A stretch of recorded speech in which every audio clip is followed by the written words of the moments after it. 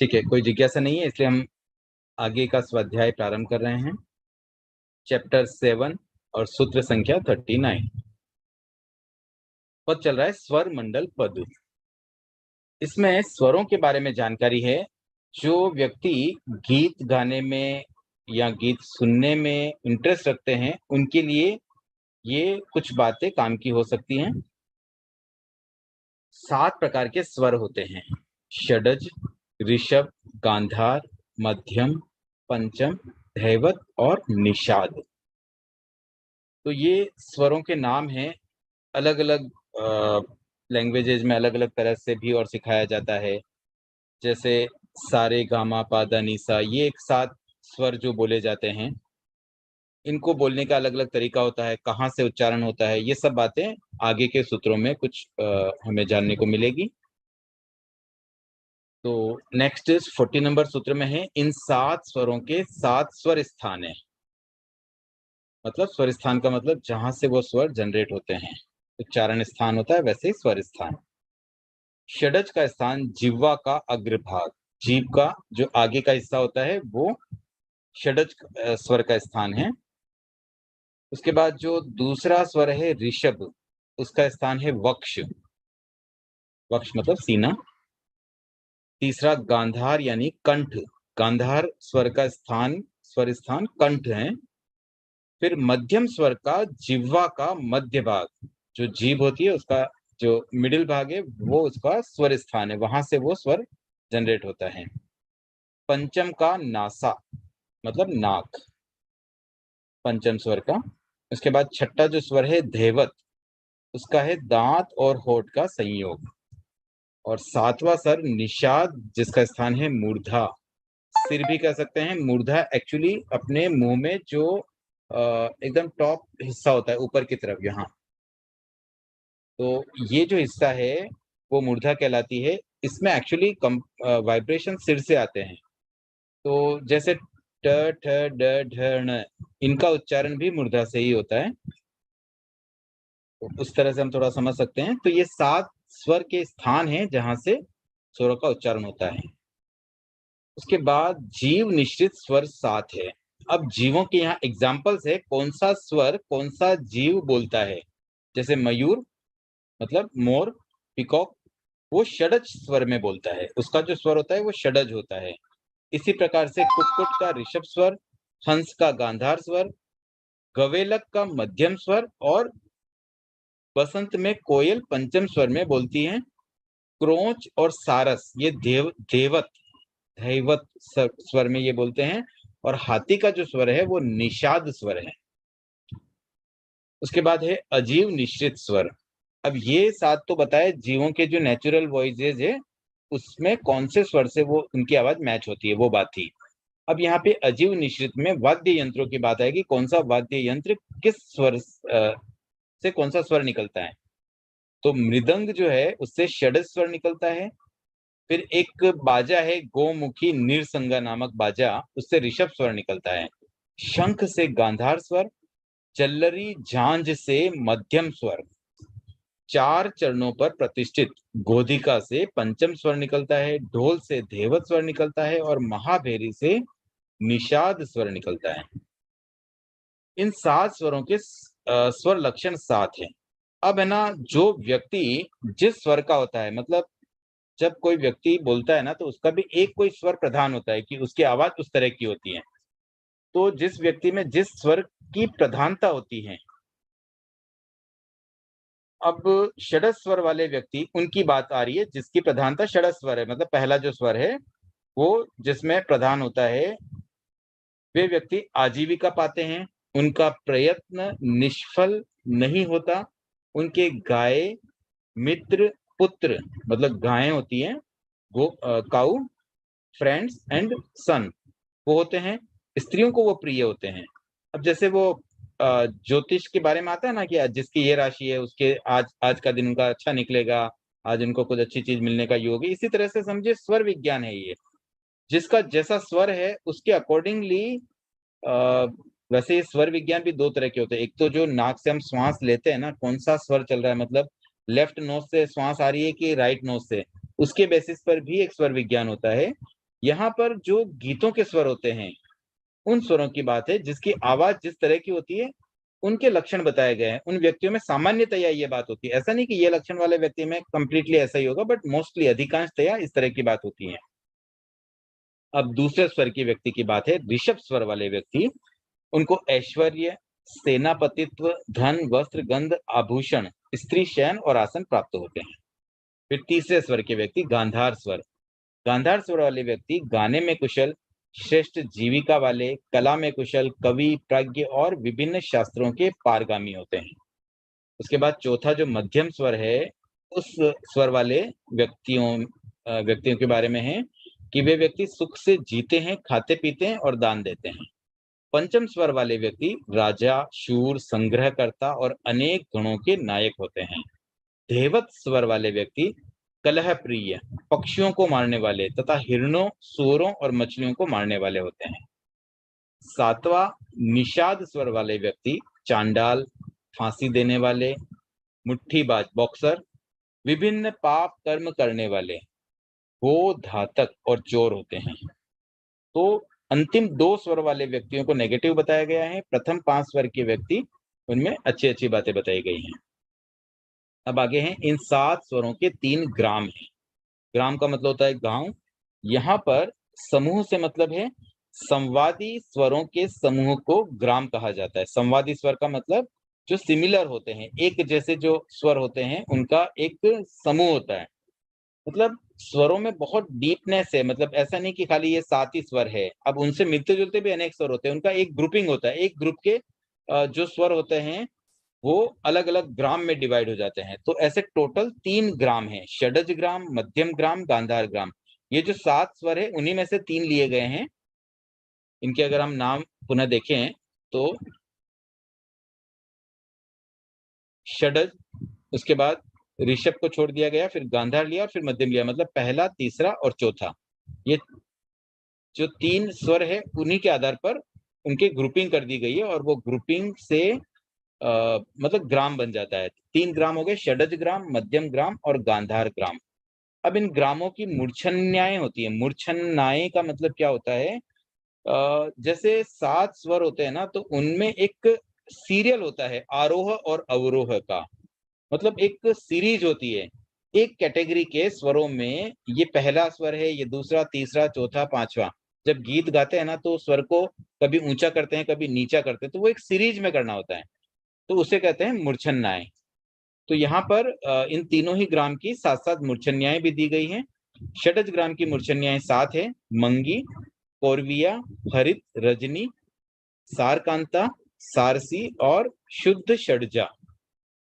फिर मध्यम ग्राम की मूर्छन्याएं 7 है, उत्तर मंद्रा, रजनी, उत्तरायता, अश्वक्रांता, सौवीरा, अभिरुद्ध गता।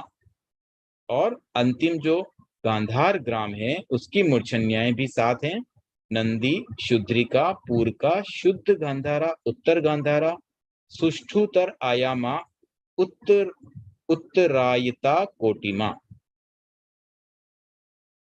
तो ये अब तक हमने स्वरों के बारे में कुछ बात की। अब आगे और भी स्वरों की ही बात है, ये कुछ अलग तरह से बताया गया है। अब ये 7 स्वर किनसे उत्पन्न होते हैं?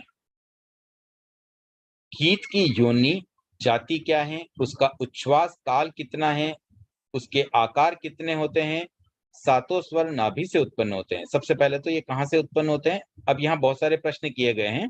पहला प्रश्न था कि 7 स्वर किन से उत्पन्न होते हैं, उसके बाद गीत की योनि और जाति क्या है, उसके बाद उनका उच्छ्वास काल, जैसे हम श्वास लेते हैं ना तो श्वास लेने में कितना समय लगता है, वैसे ही कोई स्वर को भी जब एक बार बोला जाता है तो उसका एक काल रहता है, स्वर निकालना और उसको वापस छोड़ना, मतलब छोड़ना वापस समेटना, ये जो एक प्रोसेस होता है उसको उच्छ्वास काल कहते हैं। और फिर उसके आकार कितने हैं? अब इनके उत्तर हैं, 7 स्वर नाभि से उत्पन्न होते हैं। पहले प्रश्न का उत्तर हो गया, किन से उत्पन्न होते हैं? नाभि से। फिर इनकी गीत की योनि, तो रुदन गेय की योनि है। गेय मतलब गीत। जितने समय में किसी छंद का एक चरण गाया जाता है उतना उसका उच्छ्वास काल होता है। अब आ गया ना उच्छ्वास काल कितना होता है, तो एक छंद का जो एक चरण होता है, छंद मतलब जनरली 4 पदों का एक छंद बनता है, तो उसका एक चरण गाया जाता है, उतना उसका उच्छ्वास काल होता है और उसके आकार 3 होते हैं। आदि में मृदु, मध्य में तीव्र और अंत में मंद। उसके बाद गीत के 6 दोष, 8 गुण, 3 वृत्त और 2 भणितियाएं होती हैं। जो इन्हें जानता है वो सुशिक्षित व्यक्ति ही इन्हें रंगमंच पर गाता है। मतलब आगमों को पढ़ करके भी कोई पूरे गीतकार बन सकते हैं। कैसे गीत गाना है, कौन से स्वर होते हैं, इसका पूरा एक डिटेल नॉलेज यहाँ पर उपलब्ध है। हम कहते हैं आज के समय में कितनी-कितनी चीज़ें सिखाई जाती है, लेकिन आगम तो कितने वर्ष पुराने हैं। उस समय भी ये सारी बातें उपलब्ध थी। ये सारी नॉलेज वाली फैक्ट्स भी इनमें संकलन के रूप में हमें उपलब्ध हो रहे हैं। तो गीत के 6 दोष हैं। दोष क्या-क्या है? मतलब कोई अगर गीत गाता है और इन दोषों का सेवन करे, इन दोषों के साथ गीत गाए, तो ये कहा जा सकता है कि उसने गीत अच्छा नहीं गाया।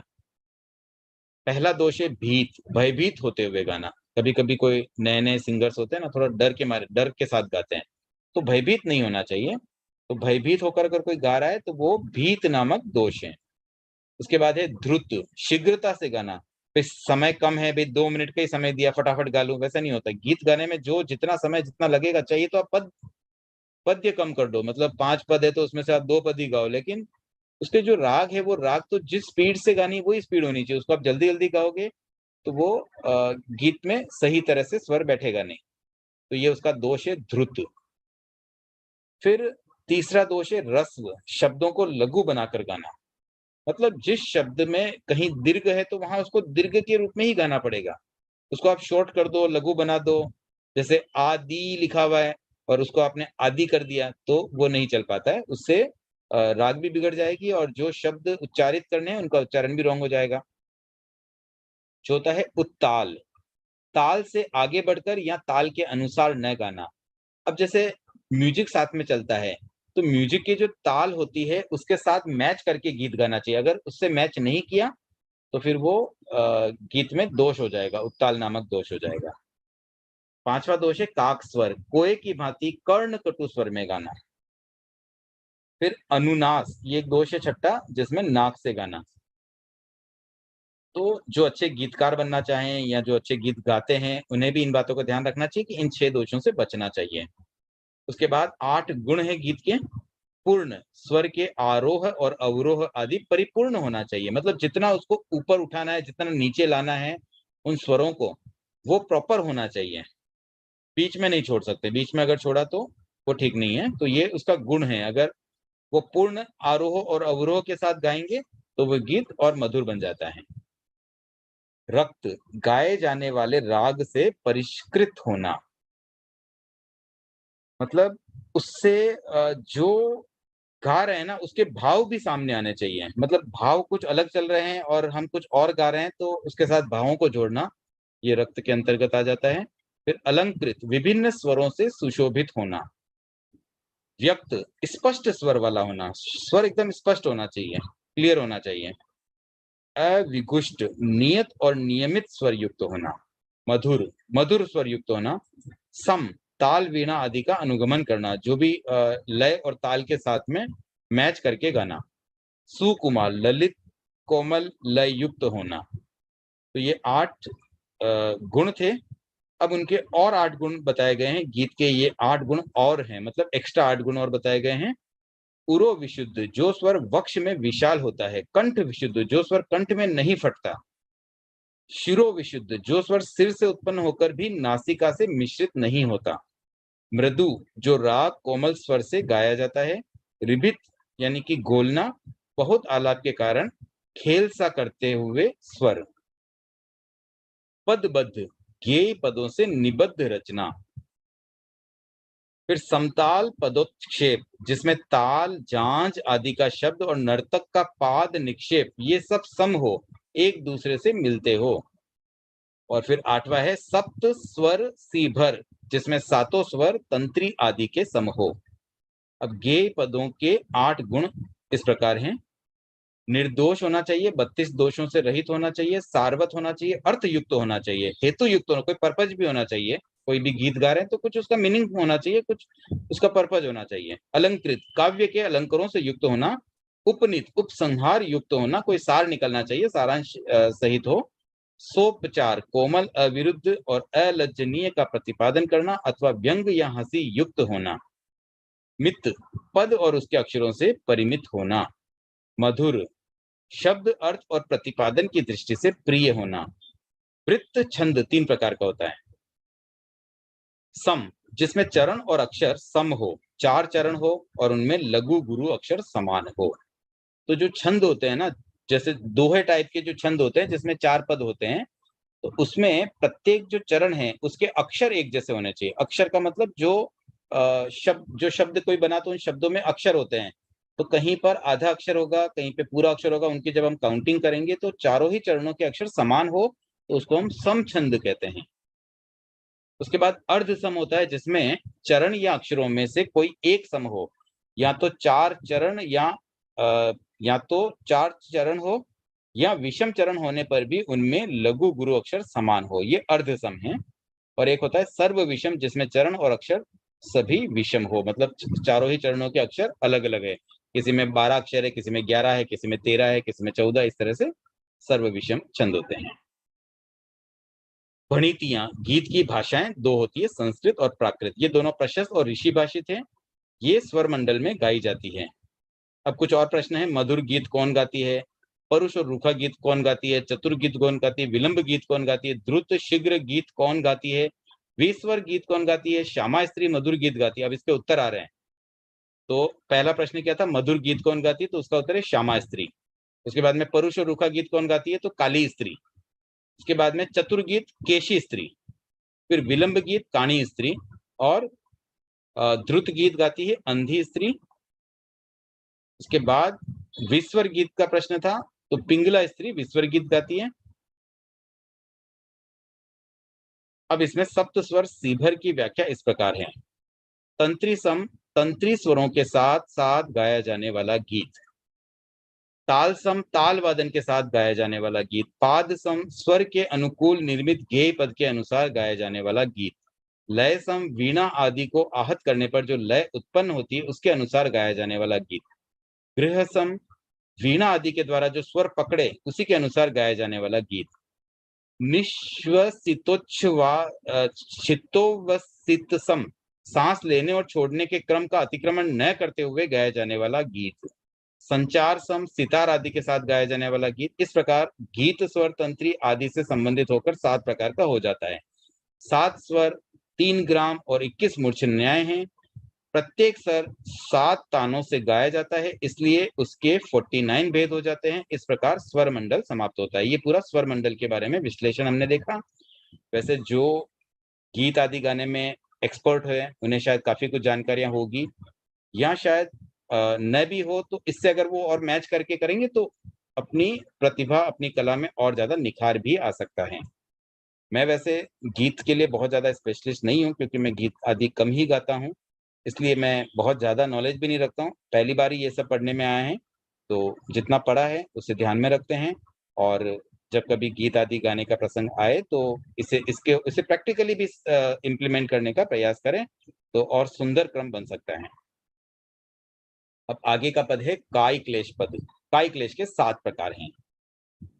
स्थानायतिक, उत्कुटासनिक, प्रतिमा स्थायी, वीरासनिक, नेषाधिक, दंडायतिक और लगंडशायी। अब ये क्या है? काय क्लेश के प्रकार है, मतलब कोई ना कोई आसन है। काय क्लेश में क्या होता है? काया को कष्ट, किस तरह से कष्ट होता है? आसन आदि के द्वारा।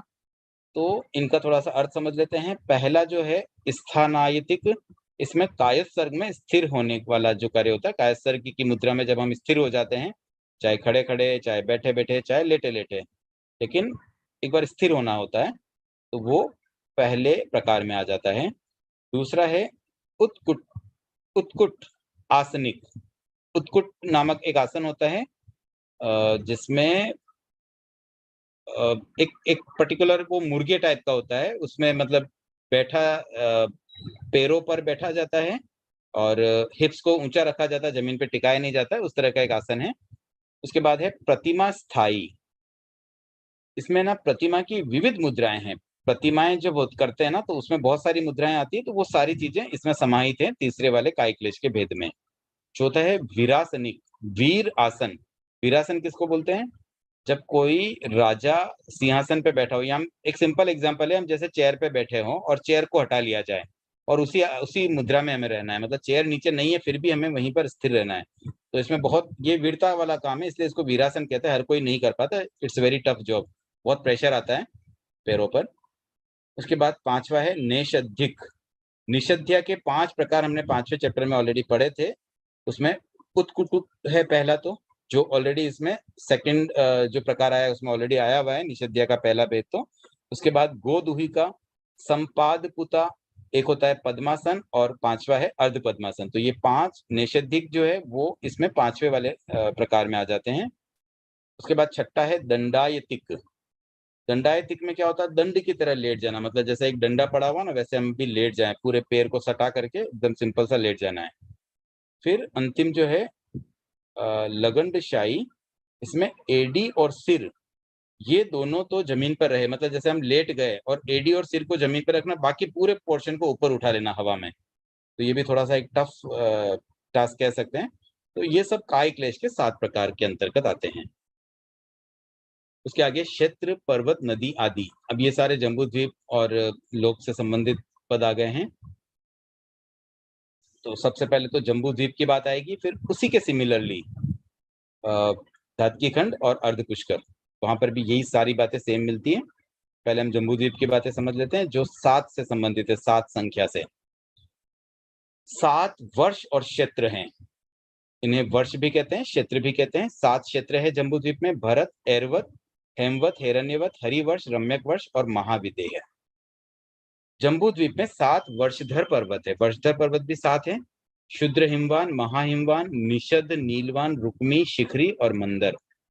उसके आगे है जम्बू द्वीप में 7 महानदियां पूर्वाभिमुख होकर के लवण समुद्र में समाप्त होती है, पूर्व की ओर। लवण समुद्र में पूर्व में भी लवण समुद्र है, पश्चिम में भी लवण समुद्र है, मतलब जम्बू द्वीप के चारों ओर लवण समुद्र है, उत्तर दक्षिण में भी है। तो ये नदियां जो पूर्व में होते हुए पूर्व की तरफ बहती हुई लवण समुद्र में मिल जाती हैं। तो ये 7 नदियां कौन कौन सी है? गंगा, रोहिता, हरित, सीता, नरकांता, सुवर्णकुला और रक्ता। अब 7 नदियां जो पश्चिम की तरफ अभिमुख होकर के लवण समुद्र में मिलती हैं, वो है सिंधु, रोहितांशा, हरिकांता, शीतोदा, नारीकांता, रूप्यकुला एंड रक्तवती। अब ये जो बातें हमने जम्बूद्वीप के क्षेत्र की कही, वो सेम बातें धातकी खंड के पूर्वार्ध में हैं। सेम बातें वर्षधर पर्वत के वाली भी धातकी खंड के पूर्वार्ध में हैं, और नदी वाली बात भी सेम है, लेकिन इसमें समुद्र बदल जाएगा, क्योंकि धातकी खंड से पूर्वार्ध में कालोद समुद्र में ये समाप्त होती हैं, और पश्चिम की ओर भी ये कालोद समुद्र में समाप्त हो रही है। ये धातकी खंड के पूर्वार्ध में जो 7 महानदियां हैं उसकी बात है, पूर्वाभिमुख और पश्चिमाभिमुख। उसके बाद धातकी खंड के पश्चिमार्ध में भी वही सारी बातें हैं, 7 क्षेत्र हैं, 7 पर्वत हैं और 7 नदियां जो पूर्व दिशा से जाती हुई समुद्र में जाती है, और 7 नदियां जो पश्चिम की ओर जाती हुई समुद्र में जाती हैं। सेम यही बातें अर्ध पुष्कर द्वीप के संबंध में भी आएगी। एक तरफ वही वही सारी 7 क्षेत्र, 7 पर्वत और 7 नदियां हैं। नदियों में भी पूर्व की तरफ वाली 7, पश्चिम की तरफ वाली 7 अब एक कालोद समुद्र में जाएगी, और दूसरी वाली पुष्करोद समुद्र में जाएगी। मतलब समुद्र वहां पे 2 हो जाते हैं अलग अलग। जम्बूद्वीप के चारों तरफ तो एक ही लवण समुद्र है, धातकी के एक तरफ लवण है, दूसरी तरफ कालोदधी है। इसी प्रकार से अर्ध पुष्कर में भी एक तरफ कालोदधी और दूसरी तरफ जो पुष्करोद समुद्र है। तो बातें सारी वही है, बस खाली समुद्रों का अंतर आ गया है। अब आगे बढ़ते हैं। कुलकर पद। जम्बू द्वीप के भरत क्षेत्र में अतीत उत्सर्पणी में 7 कुलकर हुए थे। अतीत उत्सर्पणी की बात है, मतलब अभी जो वर्तमान उत्सर्पणी है इनके 7 कुलकरों के बारे में हमने पढ़ा होगा, बट अभी यहाँ पर बात आ रही इससे पूर्व वाली, उसमें भी 7 ही कुलकर हुए थे। उनके नाम है मित्रदामा, सुदामा, सुपार्श्व, स्वयं प्रभ, विमल घोष, सुघोष और महाघोष।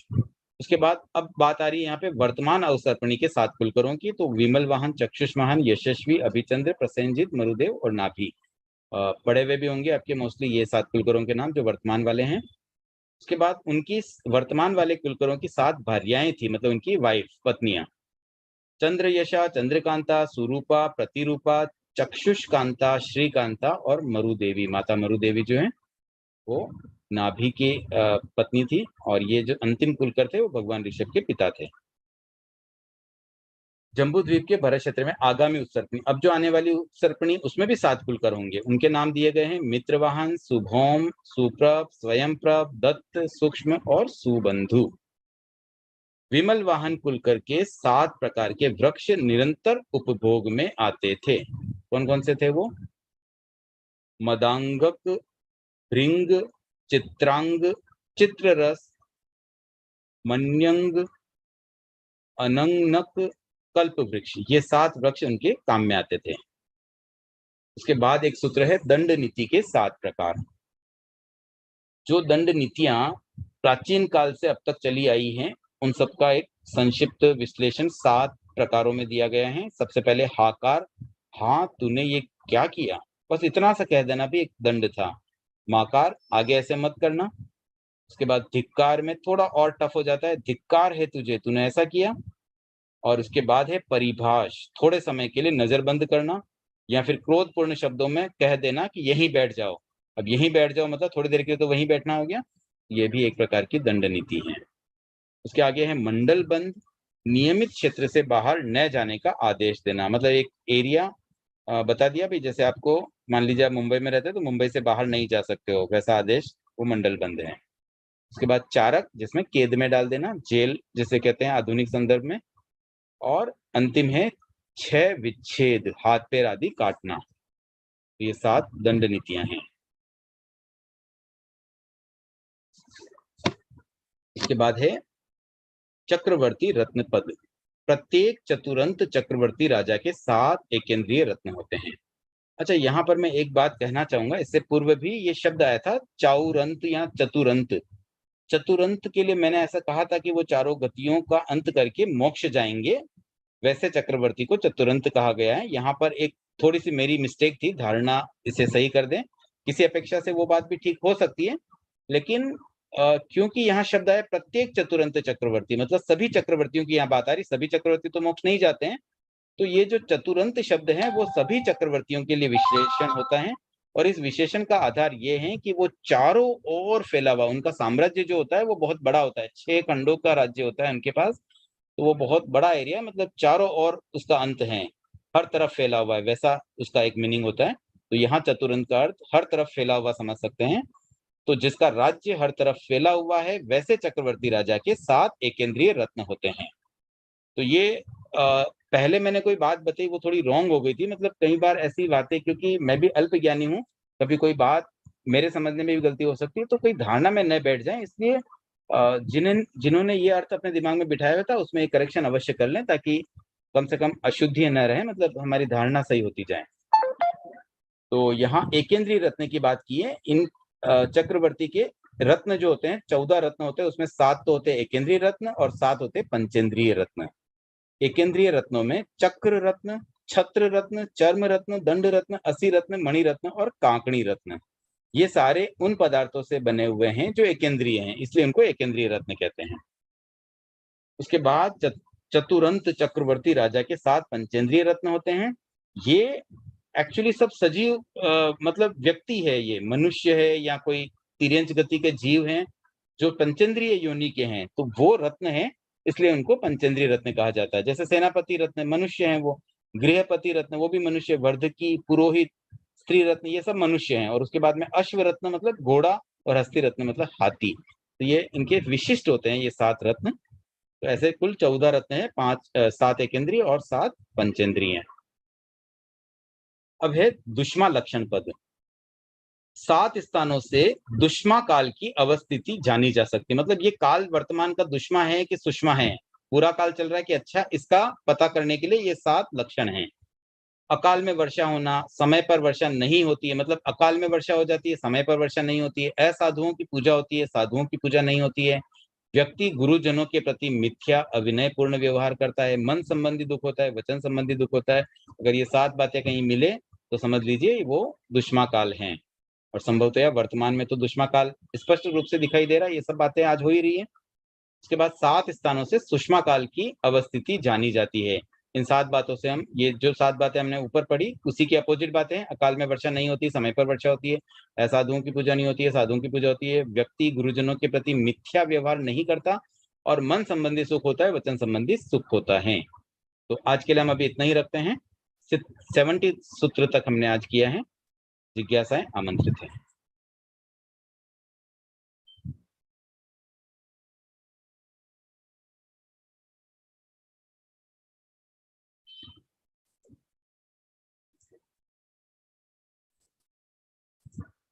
हाँ कविता जी, अनम्यूट करें अपने आप को। जय जिनेन्द्र साहब। जय जिनेन्द्र। और कल आप दत्ती बोले ना, दत्ती तो एक बार लेना, 2 बार लेना ऐसा, या द्रव्य है? द्रव्य है। दत्ती का मतलब होता है एक बार में जितना कोर होता है ना, खाने का कोर, उसको एक दत्ती बोलते हैं। तो हम साधु को बेराते हैं तो 2 फल का 3 फल का ऐसे बेराते हैं, वो एक दत्ती हो गया एक बार बेना से। नहीं ऐसा नहीं, मतलब एक जो भी डाइट होती है ना उसमें एक दत्ती का मतलब एक बार में जितना लेकर के वो मुंह में रखेंगे ना, वो एक दत्ती है। तो अब वो लेते समय अंदाज होता है कि भाई जैसे मान लो 3 फुलके लिए तो 3 फुलके में शायद उनके 10 दत्ती हो, 12 दत्ती हो, वो उनकी कैलकुलेशन है।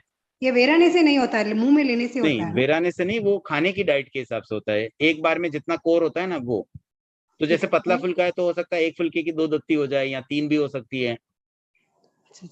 कृतज्ञ स्मिता।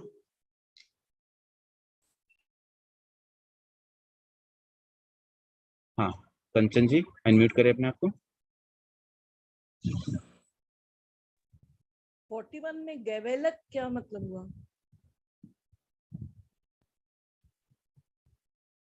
आवाज नहीं आ रही है कंचन जी। गैवेलक आया है ना 41 सूत्र में? नहीं थोड़ा सा लाउडली बोलिए ना, बिल्कुल सुनाई नहीं दिया। गैवेलक क्या मतलब हुआ? 41 में आया गैवेलक। अच्छा, इसका अर्थ मुझे अभी ध्यान में नहीं है, मैं उसको बाद में बताने का भाव रखता हूँ। सूत्र संख्या क्या बताई आपने? 41। 41 ठीक और है, 45 मूर्छन्नाय, ये क्या हुआ मूर्छन्नाय? मूर्छन्नाय का मतलब मैंने आपको बताया था कि जब संवादी स्वरों का एक समूह होता है, संवादी स्वर मतलब जो सिमिलर स्वर होते हैं उनका एक समूह होता है, तो ऐसा समूह 7-7 स्वरों का होता है। तो इन 7 स्वरों का एक क्रम पूर्वक आरोह या अवरोह होता है, उसको मूर्छन्नाय कहते हैं। क्रम पूर्वक आरोह या अवरोह मतलब एक सीरीज में ऊपर बढ़ना, स्वर ऊंचा ऊंचा ऊंचा ऊंचा उठता है ना, वो 7 तरह के होंगे। First level, second level, third level, fourth level, fifth level, six level, seventh level, ऐसे ही नीचे आएगा वापस उसी सीरीज में। ऐसा नहीं कि 7वां बोल के सीधा चौथे पे जंप कर दिया, 7वें के बाद छठा, 5वां, चौथा, तीसरा, दूसरा, एक, ऐसे करके स्वरों को ऊंचा उठाया जाता है और वापस समेटा जाता है। तो ये मूर्छनाओं के अनुसार 1 by 1 स्वर बदलते हैं। धन्यवाद, कृतज्ञ उसमें।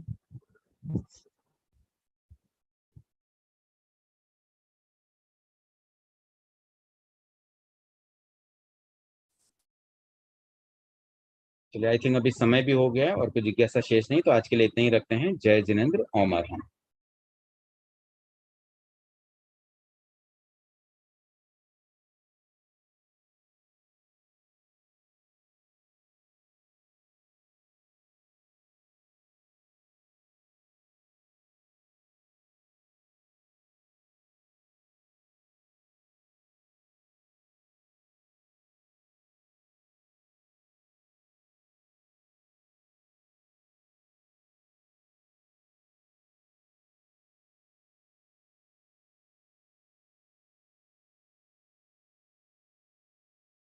रचना जी आप होस्ट हैं, आप एक बार मीटिंग एंड कर दीजिए ना।